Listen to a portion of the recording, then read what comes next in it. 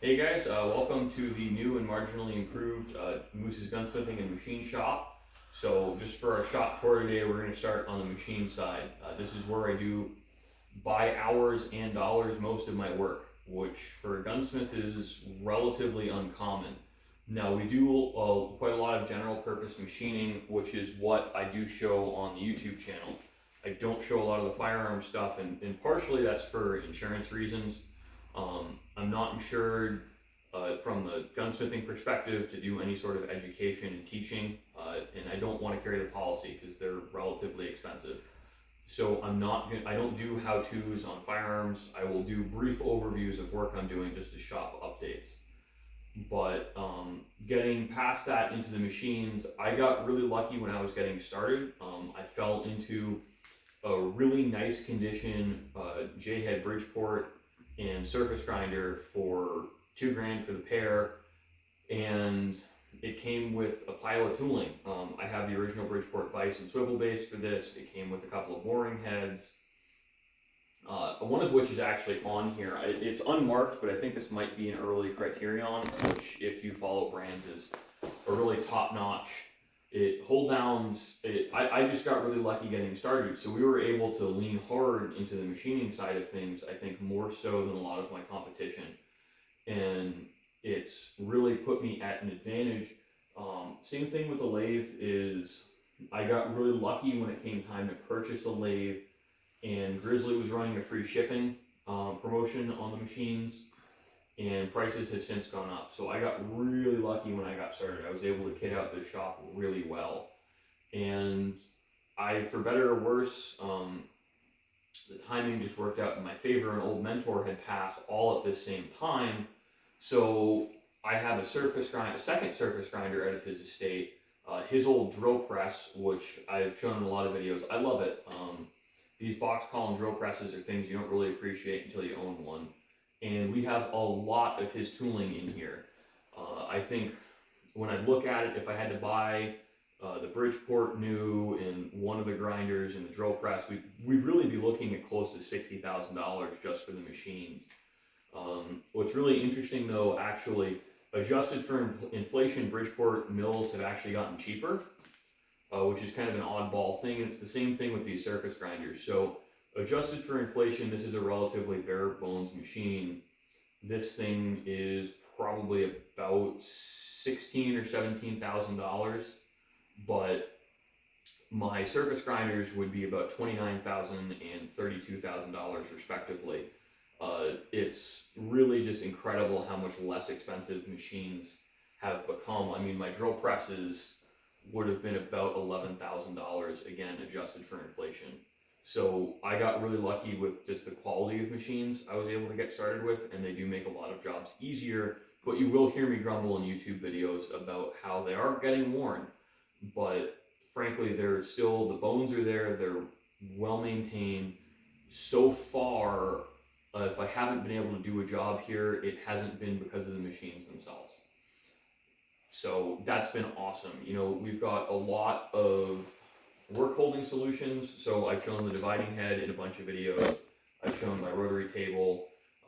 I know we'll do some detailed deep dives into individual toolboxes later, but today is more or less a general shop overview. So in one shop layout thing, I think this is really important, is put your boxes relatively close to where you're actually going to use them.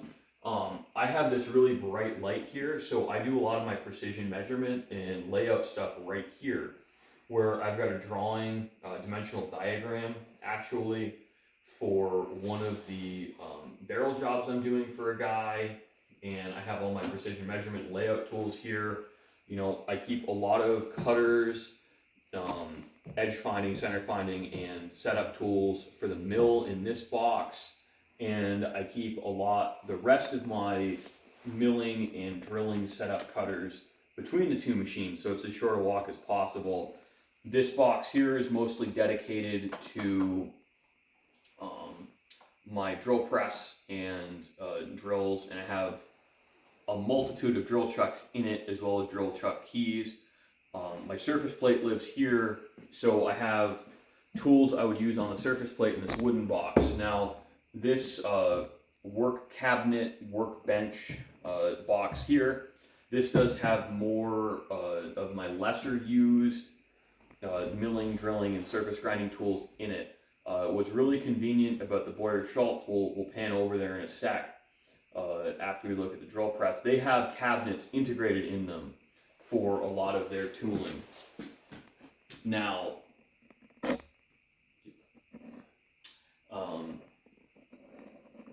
this drill press here, this is pretty awesome.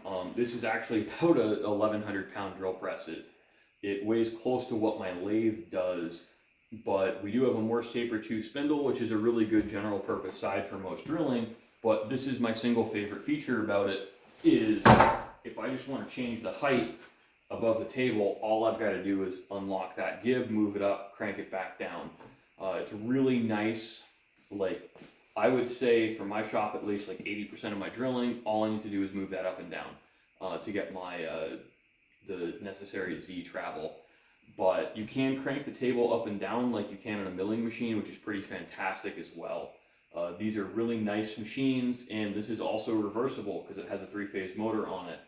And we've really got about 10 unique speeds based on pulley combinations, as well as variable speed through my variable frequency drive on board. Now, these surface grinders are, you can just pick up and move that whole thing if it's faster. These surface grinders are really nice to have. They're not strictly necessary, I think, for the vast majority of machine shop work. These are really robust machines. These Boyer Schultz are pretty rigid for the weight.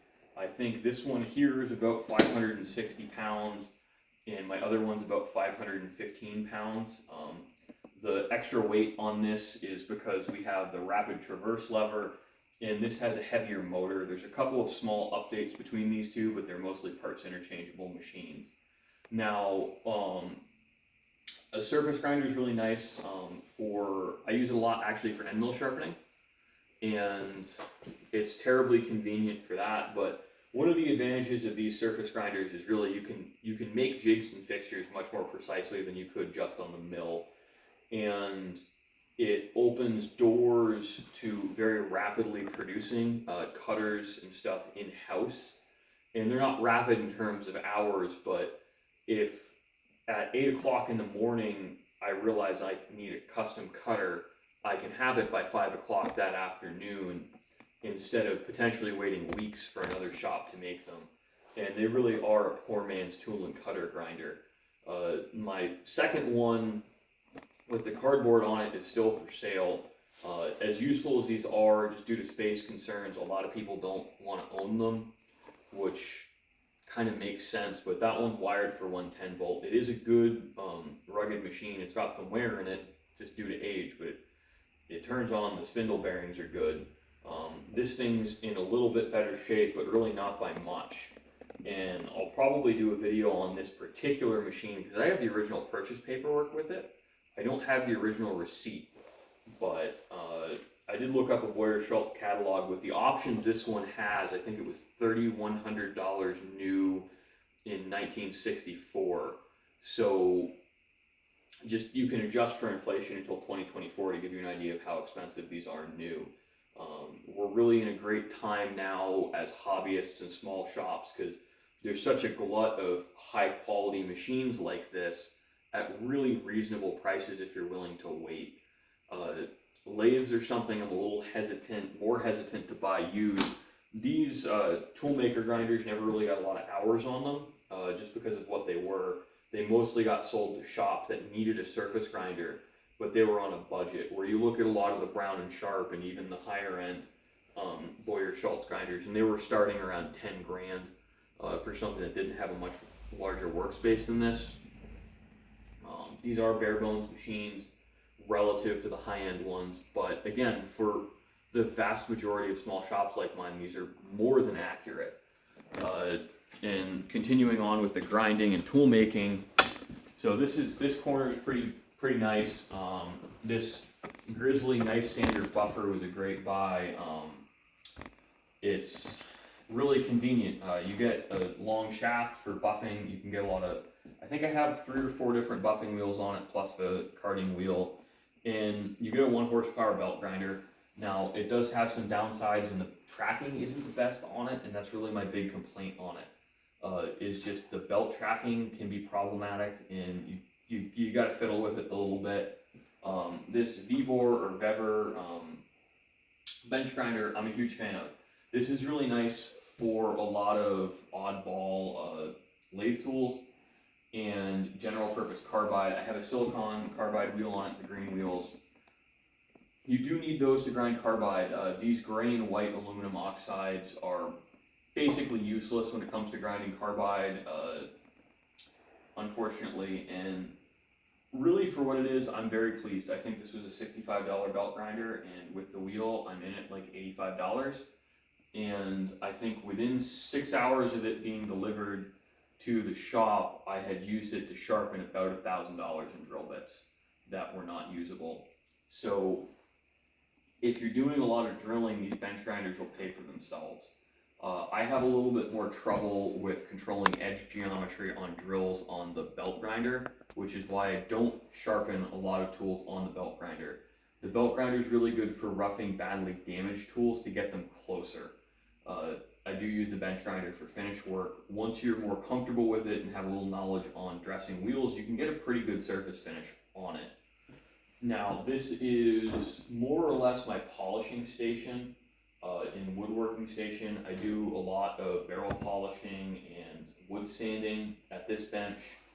This is a frankly pretty crappy Harbor Freight vise that will get replaced at some point, but not now.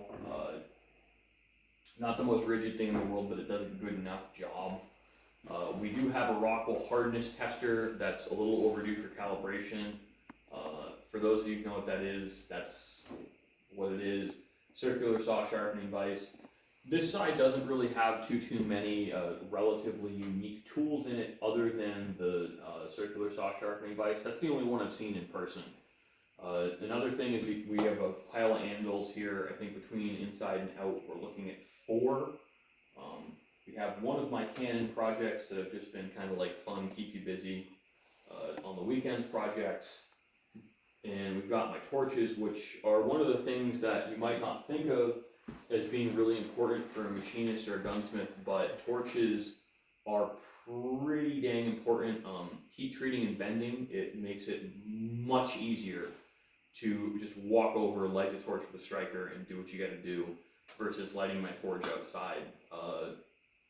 You know, we're trying to work pretty hard on organization. This bench here with the green gun case on it is really going to be the last victim of this cleanup push. We're probably going to put another shelf or 2 up on the wall. I'm not sure where I'll put them, but I want to maximize the use of my wall space. I did pay for it and want to get my money's worth. And another thing you'll notice too is we have storage under every bench. So my machine side benches, we have raw materials and metals, which is really great. I don't have to order materials that often. But under my high workbench, where I do most of my general purpose gunsmithing work, I've actually rolled 2 21-inch or 26-inch cabinets underneath. Yeah, so we'll show you that in a second. This workbench was actually built and designed around sticking these cabinets underneath, just so we could maximize our floor space here, where this is a pretty small shop, so we don't have a lot of room to waste, and everything in the shop has to get used at least every 3 months is my attitude. If it hasn't been used in 3 months, you think about getting rid of it, because it's probably not paying for itself. But sticking the benches under here, I have them tucked far enough back I can get my knees under when I'm at the stool and still be pretty comfortable there. But this is, I sit at this bench a lot for general purpose stuff, and this is a really good height for me too. You're not hunched over, and your elbows are a little past 90 degrees, but not much. So this is a good height to stand at and do very small fiddly work, and that's really what it's for, is because that's a lot of what the gunsmithing is small, fiddly, tedious work. and having a good light on it. Now the way this works out is I got a light over here and a light over here, so I got light coming in behind me and from in front of me. So for certain stuff it's actually easier if I turn this light off, but for a lot of stuff I might turn that light off. Just because the way the light comes in right now, it's pretty evenly lit, but to look at for scratches on really fine polishing, you'll want to sit down and do it. So there's been a little bit of intentional planning in how this shop has been lit. But one of the things since my last real YouTube video is we put up 2 more lights just to get it that much brighter, where now every workspace has fantastic light on it. Because of where the garage door is, I'm a little bit limited with the surface grinders, but one of my grinders has a work light built in, and that has a 100-watt equivalent LED in it. So I don't really feel the need to work on lighting there, because I can use that light for both grinders just because of how it's been set up. So that's the shop. I hope you found this interesting, and if anything sticks out to you guys, like in particular you want to do a deeper dive on, drop a comment, let me know. It's a lot of fun getting to share this stuff with you guys, and we really are keeping some more or less traditional techniques alive. I think when you look at one-off production manual machining, it's really dying. The repair trades, there's not a lot of people getting into it because the barriers to entry are so high, and you really look at, people are making pens and trains as hobby machinists. We're not looking at big stuff anymore. So thanks for watching, guys, and absolutely, I really appreciate all the channel support I've been getting. So thanks.